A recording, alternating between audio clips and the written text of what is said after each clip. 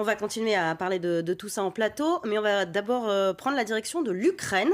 Sébastien Gobert, bonsoir. Bonsoir. Vous êtes journaliste installé en Ukraine depuis 2011. Est-ce qu'en Ukraine, on attend quelque chose de ce rendez-vous qui se déroule en ce moment à la Maison-Blanche entre Emmanuel Macron et Donald Trump?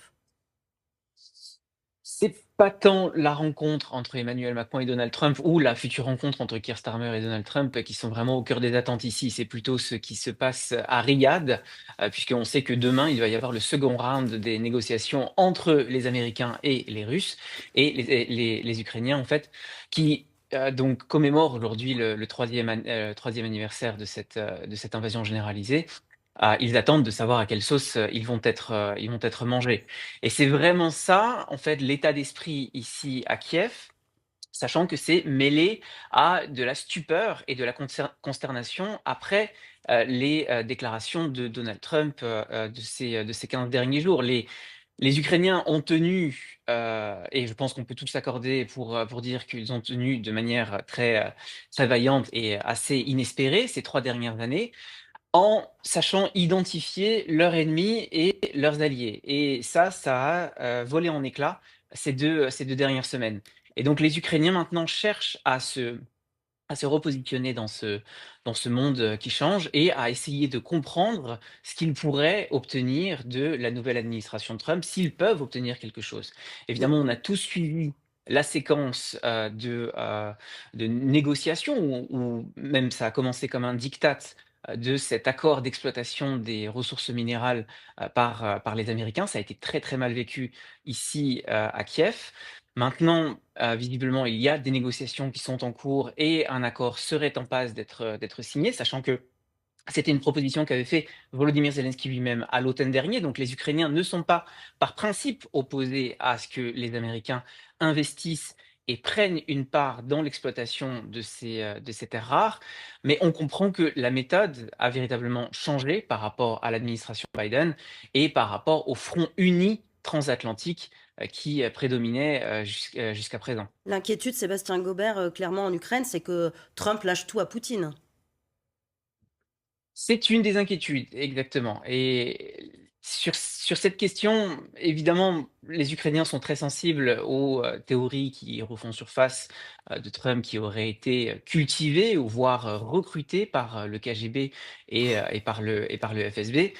Sachant que les Ukrainiens, ça fait déjà donc 3 ans et a fortiori ça fait déjà 11 ans depuis l'annexion de la Crimée en 2014 que, ils nourrissent une certaine défiance vis-à-vis, des États-Unis et des Européens puisqu'ils ont compris les limites de leur engagement. Ils ont compris les limites de leur volonté politique. Et si on revient d'ailleurs à cette rencontre aujourd'hui avec, entre Emmanuel Macron et Donald Trump, évidemment, ce qui est aussi au cœur de cette rencontre, c'est le déploiement d'une force de maintien de la paix, ici en Ukraine. Et sur cette question, on ne sait pas du tout quelle forme cela pourrait prendre. On ne sait pas du tout, de quelle, sorte de contingent on parle. Est-ce que ce serait des dizaines de milliers d'hommes qui seraient disposés tout le long de la ligne de front, qui fait plus de 1 000 kilomètres, ou alors concentrés autour de la région de Kiev, ou alors qui assuraient la protection et la couverture aérienne de l'ouest de l'Ukraine. Mais les Ukrainiens sont très méfiants par rapport à cette idée, puisque d'une part, elle gèlerait le conflit et donc elle ne ferait que reconnaître les gains territoriaux et les victoires de ces 3 dernières années aux Russes. Et d'autre part, les Ukrainiens comprennent que il n'y a pas vraiment beaucoup d'exemples de forces de maintien de la paix sur les 40 dernières années qui ont produit des effets positifs. Évidemment, on a tous en tête l'exemple des 2 Corées, Corée du Nord, Corée du Sud, mais c'est une présence permanente de 40 000 soldats américains qui garantit ce cessez-le-feu. Et sinon, les Ukrainiens pensent évidemment aux fiascos qui se sont enchaînés en ex-Yougoslavie. Et ils n'ont pas envie, d'une part, de vivre ça sur leur territoire, mais aussi que cette situation bancale eh bien, gèle le conflit et les prive de perspectives d'avenir, de perspectives de reconquête de ces territoires qu'ils ont perdus aux mains de la Russie. Sébastien Gobert, merci beaucoup. Vous restez évidemment avec nous depuis Kiev. Un mot, Isabelle Lasserre, sur l'Ukraine qui regarde un petit peu tout cela, avec peut-être le sentiment que la messe est déjà dite, ou en tout cas que ce qui se joue en ce moment à la Maison-Blanche n'a en réalité qu'une faible influence sur ce que compte faire vraiment Donald Trump. Oui, mais je pense que c'est en quelque sorte la Maison-Blanche aujourd'hui. L'autre risque, à part celui dont je parlais tout à l'heure, c'est que ce soit en fait un théâtre d'ombre. C'est que Donald Trump ait reçu Emmanuel Macron comme il avait reçu il y a 2 jours le président polonais, juste par politesse, alors que en fait les vraies négociations se jouent à Riyad ou se jouent directement dans les négociations directement entre la Russie et les États-Unis sur le dos des Ukrainiens. Donc c'est ça que redoutent les Ukrainiens. Sur le fond, il y a pas de, les Ukrainiens ne vont pas arrêter de se battre. C'est-à-dire qu'ils se battent contre la Russie depuis 2014. Ils ont absolument choisi leur camp. La guerre a permis de forger un nationalisme ukrainien, en fait, à souder et à renforcer comme jamais cette nation ukrainienne. Si la guerre doit continuer, elle continuera. Et s'ils n'ont pas les moyens de la faire de manière classique comme aujourd'hui, parce que les Américains les abandonnent et que les Européens ne sont pas capables de leur fournir assez rapidement toutes les armes dont ils ont besoin pour résister à la Russie, ils le feront de manière autrement. Ils le feront autrement. Il y a plein de moyens de faire une guerre hybride. Je crois que personne ne peut croire aujourd'hui que les Ukrainiens, que ce soit le président Zelensky où la population ukrainienne s'engage, accepte une capitulation. Pour eux, c'est pas du tout sur la table. Là, la question cœur, comme le disait Sébastien Gobert, c'est vraiment la question des forces de sécurité. Un certain nombre de pays européens hésitent à s'engager avec le Royaume-Uni et la France pour mettre des troupes sur le terrain parce qu'ils disent nous n'irons pas sans les Américains parce que en fait ils savent qu'en fait ces forces ne seront pas suffisantes. Les forces européennes sont divisées, certaines armées européennes comme celle de l'Allemagne ont des règles d'engagement très très particulières qui empêchent par exemple les soldats allemands de répliquer ou d'attaquer, donc ils restent dans leur caserne. Vous voyez bien, c'est pas très sérieux, enfin c'est pas très sérieux, c'est pas ça qui va faire peur à Vladimir Poutine. Les Français et les Britanniques, oui, bien sûr, mais ça ne suffit pas. Et donc, en fait, l'énergie, Macron, mais aussi son énergie, a essayé d'impliquer les Américains dans les garanties de sécurité. C'est exactement ce que fait Volodymyr Zelensky, qui est un très fin politique, au niveau politique, quand il s'apprête à signer cet accord sur les minerais. C'est-à-dire qu'il est en train d'essayer d'attirer les Américains sur le sol ukrainien pour défendre ces mines qui sont pour la plupart en territoire occupé. Donc il va falloir sécuriser ça. Donc si vraiment... et donc les Américains seront obligés de le sécuriser si vraiment l'accord est signé. Donc c'est assez finement joué de la part de Zelensky. Et on en parlait à l'instant avec vous, Isabelle. Cet accord qui est peut-être l'une des seules avancées de la discussion préambule à laquelle on a assisté tout à l'heure entre Emmanuel Macron et Donald Trump, cet accord sur les minerais, Aurélie. Et oui, Donald Trump parle paix et très vite, il parle minerais et donc d'argent, puisque les États-Unis financent largement la défense ukrainienne depuis 3 ans. Et tout à l'heure, Donald Trump a assuré qu'un accord était proche avec Kiev pour cette question des minerais. It looks like we're getting very close. The deal's being worked on. Nous getting avons very close to getting an agreement where un accord qui approche, qui est en passe d'être signé. Nous espérons récupérer notre argent, mais c'est quelque chose qui est aussi très bénéfique à leur économie. Il s'agit d'un contrat de l'ordre de 350 milliards, c'est un investissement énorme. Mais ça n'en a rien produit. C'est un peu la faute de l'administration Biden. Voilà, Donald Trump qui critique l'administration Biden, qui, selon le nouveau président américain, a dépensé sans avoir de retour sur investissement en Ukraine. C'est ça, Franck Boisiz, la préoccupation majeure de Donald Trump, c'est de récupérer son argent ? Alors, c'est la préoccupation majeure, mais comme toujours dans une négociation, il va peut-être un peu vite en besogne pour essayer d'amener et de tordre le bras à son interlocuteur. Parce que j'observe qu'on a eu des déclarations de la vice-première ministre à Kiev qui disait, les terres rares sont essentiellement dans le Donbass et à l'Est, et 2, nous ne signerons rien tant que nous n'aurons pas des éléments précis sur la valeur, la durée des engagements que nous pourrions avoir en termes de fourniture de terres rares aux États-Unis. Donc on est vraiment aux prémices de la discussion. Puis les chiffres sont toujours importants quand même dans les négociations. J'ai regardé ce que fait Kiel Institute, qui est un petit peu l'institut qui chiffre le mieux l'aide à la fois de l'Union européenne et des États-Unis à l'Ukraine. On est quand même très loin et des 500 milliards et des 350 milliards qu'il veut récupérer. On est plutôt proche des 150 milliards. Donc je pense que la négociation en est à ses prémices. Il rajoute des intérêts. Oui, il rajoute, enfin, avec un taux extrêmement élevé. Et sachant que, vu du côté ukrainien, c'est quand même un actif majeur et essentiel, ce qu'il y a dans le sous-sol ukrainien, n'importe quel dirigeant ne voudra pas brader et obérer l'avenir économique de ce pays en cédant pieds et poings liés ce qui est la richesse majeure de cet État. Isabelle Lasserre, vous disiez Volodymyr Zelensky est assez habile dans cette négociation sur les minerais. Stéphane Vernet, c'est aussi votre sentiment ? Mais c'est-à-dire qu'au départ, c'est Volodymyr Zelensky qui propose à l'automne de gager une partie de l'avenir de l'Ukraine sur les terres rares. Mais en fait, si vous voulez, Volodymyr Zelensky il se retrouve face à 2 crocodiles qui sont extrêmement gourmands, à la fois Vladimir Poutine et Donald Trump. Ce que demande Donald Trump est exorbitant.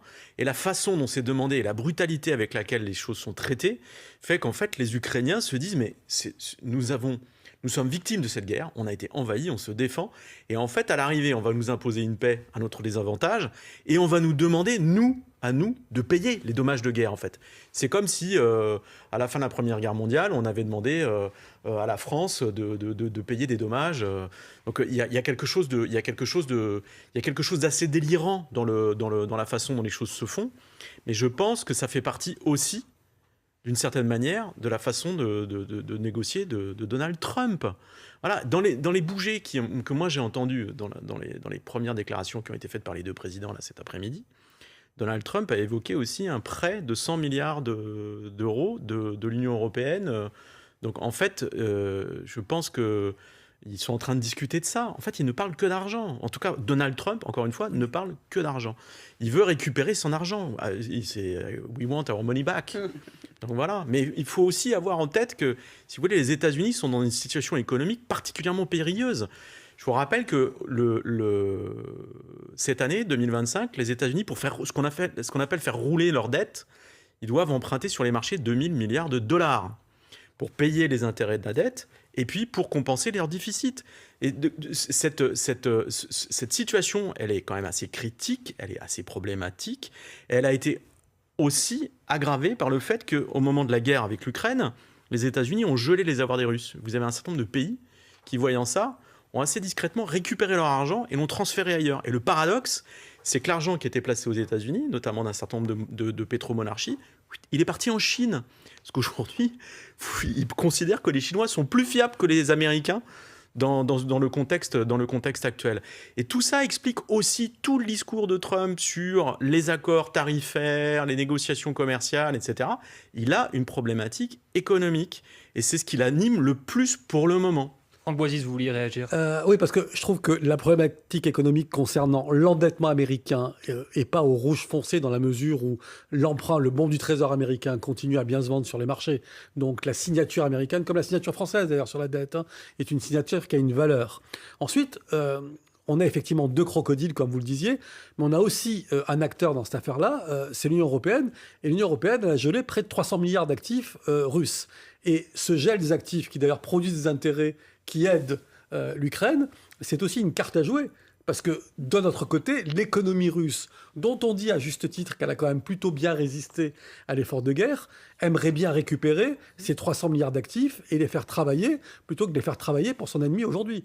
Donc, ce gel des actifs russes par les Européens, à un moment donné, va entrer dans la négociation et sera une carte, de la même manière qu'il me semble qu'il est prévu un sommet au début du mois de mars, où les Européens... Le 6 mars. Le 6 mars, où les Européens ont encore prévu de fournir du matériel militaire, notamment des missiles ou des systèmes antimissiles, à l'Ukraine.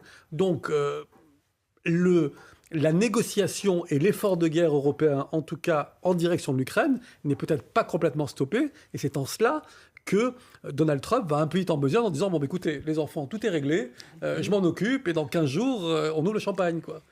Sébastien Gaubert, on vous retrouve à Kiev. Depuis l'Ukraine, comment est-ce qu'on voit cette espèce de deal, votre sécurité en échange de vos minerais?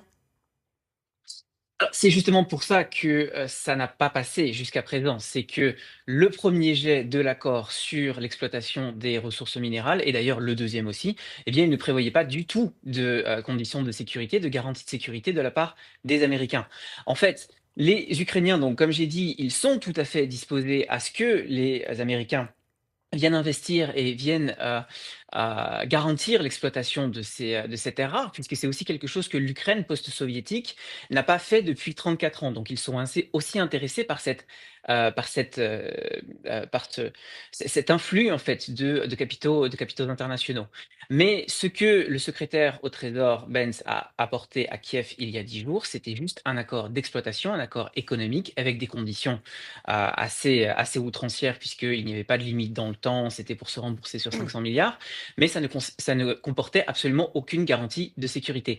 C'est dans cet esprit que Volodymyr Zelensky avait fait cette proposition en automne. Lui, il attendait, donc évidemment, là, le meilleur des scénarios pour les Ukrainiens, ça serait une adhésion à l'OTAN, qui serait une garantie de sécurité ultime, mais sinon, les Ukrainiens attendent des approvisionnements en armes qui soient constants et aussi des investissements dans l'industrie de l'armement ukrainienne pour pouvoir construire les capacités de défense de l'Ukraine sur le long terme. Puisque ce à quoi on est en train d'assister, les négociations à Riyad, ça nous emmène apparemment vers une mauvaise paix. C'est quelque chose qui se fait très vite, c'est quelque chose qui se fait sans les Ukrainiens et sans les Européens.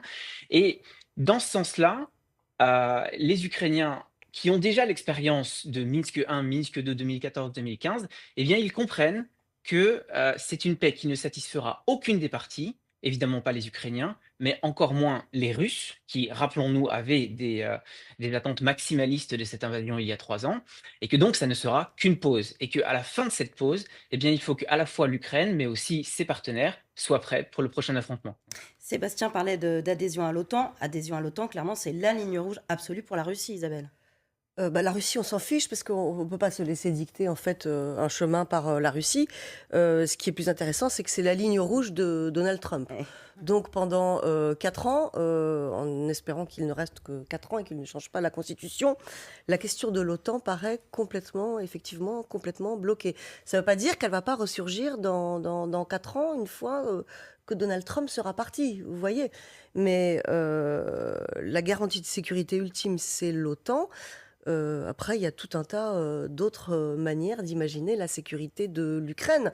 Volodymyr Zelensky lui-même en parle de temps en temps. Par exemple, on entend de plus en plus de responsables ukrainiens dire aujourd'hui, notre plus grand regret, c'est d'avoir en fait cédé aux pressions américaines et aux pressions de la Russie en 1994, quand on a signé le mémorandum de Budapest et qu'on nous a demandé de nous débarrasser de nos armes nucléaires en échange de garanties de sécurité qui devaient en plus garantir notre intégrité territoriale. Cet accord a été complètement déchiré en 2014 puisque personne ne l'a respecté. Cet accord, ils n'en veulent plus. Ils se disent en fait ce qui nous protégerait le plus aujourd'hui, ce serait d'être un État nucléaire. Donc il y a des gens qui y pensent comme ça. L'OTAN est une solution. Alors ça c'est en théorie parce que jamais personne probablement n'aidera les Ukrainiens à fabriquer une bombe nucléaire et les processus sont extrêmement longs. Ce que je veux dire, c'est que les Ukrainiens sont en train de s'organiser mentalement à peut-être basculer dans une autre forme de résistance si jamais ils sont complètement abandonnés par les Américains, ce qui est totalement possible, et si jamais l'Europe met plusieurs années à prendre le relais concrètement, ce qui est aussi tout à fait possible.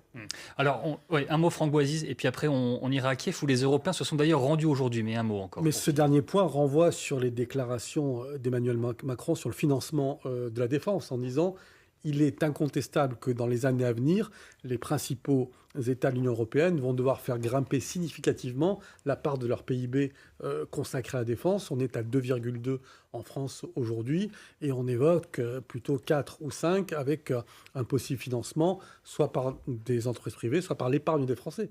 Donc, Et c'est là qu'on perd les Français. C'est là qu'il va falloir l'expliquer aux Français, ce que jusque-là, personne n'a fait. Mais non, mais si on explique aux Français qu'il en va d'une certaine manière de la souveraineté européenne, que l'effort de chaque contribuable soit plus conséquent pour le budget de la défense, c'est un message qui peut également Emmanuel être compris. Macron a déjà commencé à essayer d'expliquer ça aux Français en disant qu'il fallait travailler plus longtemps, qu'il fallait faire comme les Danois, qui avaient prolongé l'âge de la retraite à 70 ans, et qu'ils le faisaient pour financer leur défense. Résultat, on repart en arrière. Oui. Non, mais on peut imaginer aussi un grand emprunt national pour financer la défense. Non, il a parlé d'un livret d'épargne militaire. Mais le problème, c'est pas tellement le montant des dépenses, c'est la manière dont elles sont structurées, organisées et dont les armées sont coordonnées.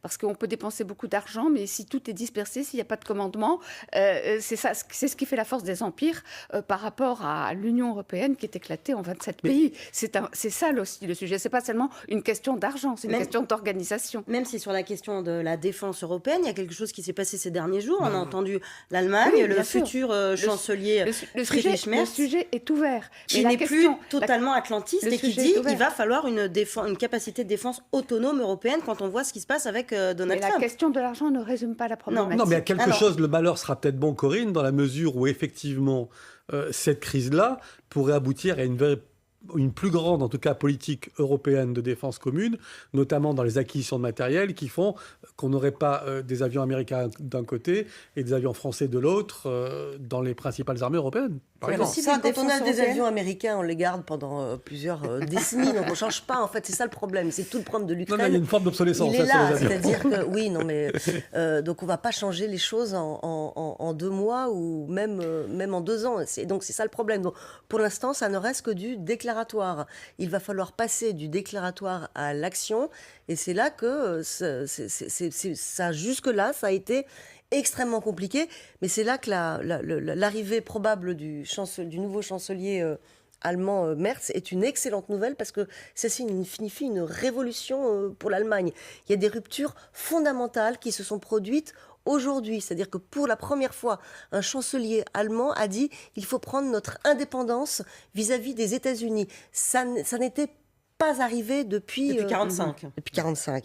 Voilà. Pour la première fois, un chancelier allemand a dit il faut qu'avec la France et le Royaume-Uni, donc les 2 puissances nucléaires du continent européen, il faut qu'on ouvre cette question de partage de la protection du nucléaire. Donc il ouvre un débat. C'est un tabou qui saute. Alors on va voir comment tout ça va s'agencer. Mais le problème, c'est encore une fois probablement à la fin. Je ne vois pas d'autre solution, moi. C'est-à-dire que si l'Europe ne se réveille pas et ne sort pas de sa léthargie, et si elle ne bascule pas dans le monde de la force, qui est celui qui nous entoure à nos frontières, et si elle n'abandonne pas l'illusion qu'elle pourra encore vivre toute seule comme un espèce d'îlot d'Astérix en paix, elle va disparaître. Donc je pense qu'à terme, elle y arrivera. La question, c'est qu'il y a une urgence pour l'Ukraine, et je ne sais pas si la prise de conscience se matérialisera en fait dans les faits suffisamment rapidement pour que l'Ukraine soit sauvée en fait. Stéphane Vernet qui voulait réagir. Non, c'est la bonne question. En fait, moi, je crois que l'Europe, elle est réveillée là. Elle est en train de se réveiller à coups de pied dans le cul, en fait. Et ça fait un petit moment.